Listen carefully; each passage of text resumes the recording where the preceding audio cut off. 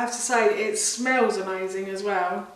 So as I said, I'm just going to give this a little try for you now.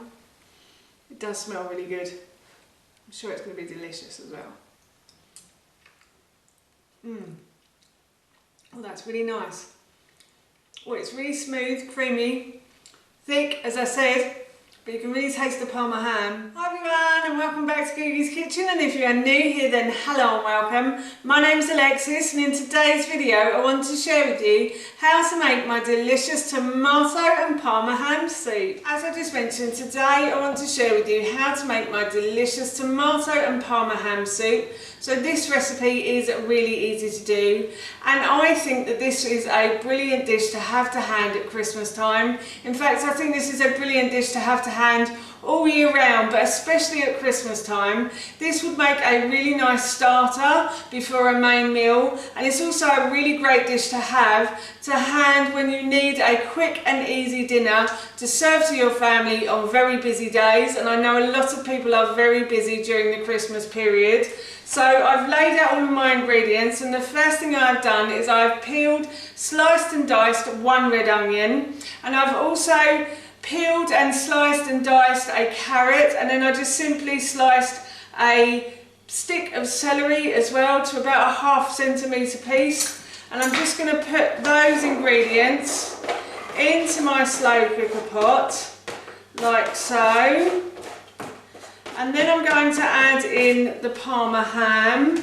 So I'm just going to simply tear up the Parma ham. It doesn't need to be neat or anything, it just needs to be in there. I am going to blend this soup at the end. So if you didn't want it blended, then you could slice the Parma ham instead. But I prefer it blended. It also means that my husband and son don't know what's in there, so I can feed them things they don't like. And then I'm going to add some tomatoes to that as well. So I've got a tin of tomatoes that I'm going to add. And then I've got some bone broth as well. So I've got about 500 ml of bone broth here, and I'm just going to add that in as well. You can make this bigger if you wanted to. So this dish is going to serve 4 people. But if you wanted to make it for 8, all you have to do is just double up on the ingredients. Oh, if I don't throw stuff all over myself. And then I'm going to add 2 tablespoons of tomato puree, and I'm also going to add 2 tablespoons of tamari as well. This is just to add a bit of extra flavour to everything. And I've got some herbs from the garden as well. So I'm still growing herbs in the garden, which is quite unusual for this time of year. I think they're all meant to die off, but they're still growing at the moment, so that just shows you how warm the earth is at the moment. So I've got a couple of sprigs of oregano here, and then I've got a couple of sprigs of thyme, and then I've got a couple of sprigs of rosemary as well. If you haven't got fresh herbs growing in the garden, then you could always use dried for this recipe. So you could use 1 teaspoon of dried oregano, 1 teaspoon of dried thyme, and the same for rosemary as well. And I'm just going to pop that in.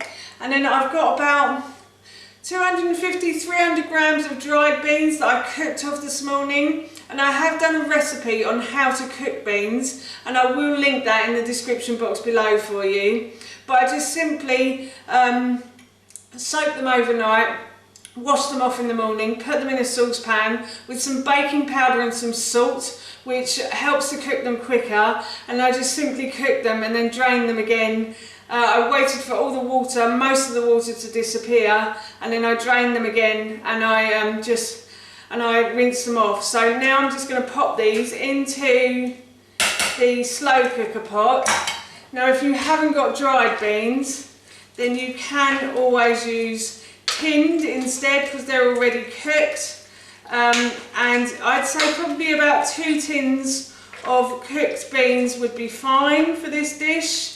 I like to use cannellini beans. They tend to make it smoother and creamier, I find.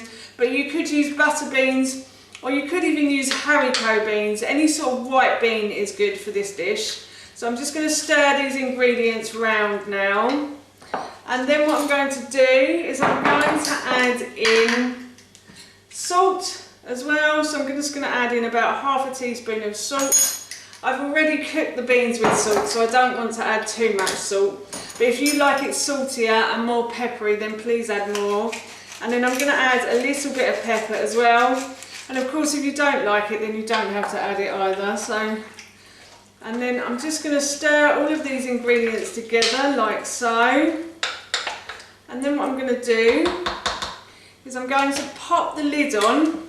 And I'm going to cook this on high for about 2 to 3 hours. But if you wanted it on a longer heat than that, I would put it on low for 5 to 6 hours, I'd say. You could leave this in here longer. The Parma ham won't burn in here, and you don't need to cook the Parma ham off. It will cook in here quite nicely as well.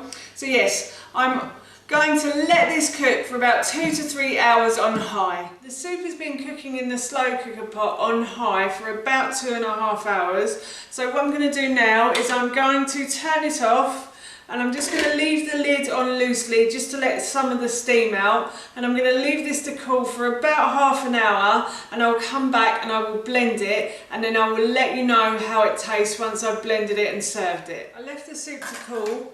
And now what I'm going to do is I'm just going to pour it into my blender, like so. So I'm going to scoop it out using a ladle and just put it into the blender. And then I'm going to blend all of these ingredients together. So depending on how much you make, it will depend on how many times you have to blend it, I'm assuming.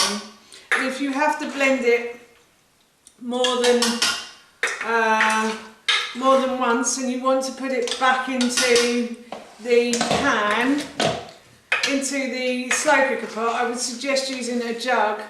If you're going to heat it, then heat it up on the hob afterwards, then you could always use a saucepan. So I've got all of the soup in the blender, and now what I'm going to do is I'm just going to blend all of these ingredients together.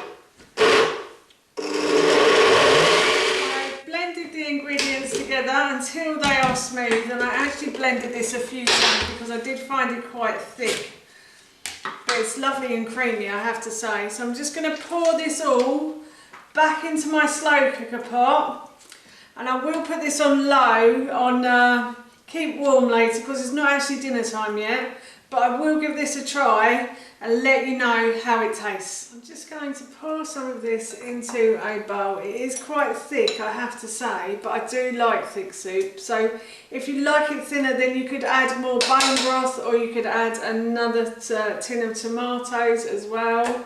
I have to say, it smells amazing as well. So as I said, I'm just going to give this a little try for you now. It does smell really good. I'm sure it's going to be delicious as well. Oh, that's really nice. Oh, it's really smooth, creamy, thick, as I said, but you can really taste the Parma ham, and the tomatoes taste really nice in that as well.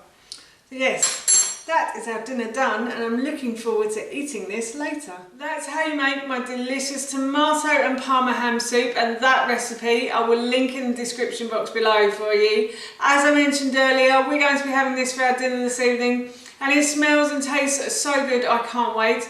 So for now, that's it from me. Thank you so much for watching. Please feel free to give me a big thumbs up if you enjoyed this video, and please feel free to leave any comments below. And please don't forget to hit that subscribe button. See you all soon. Bye.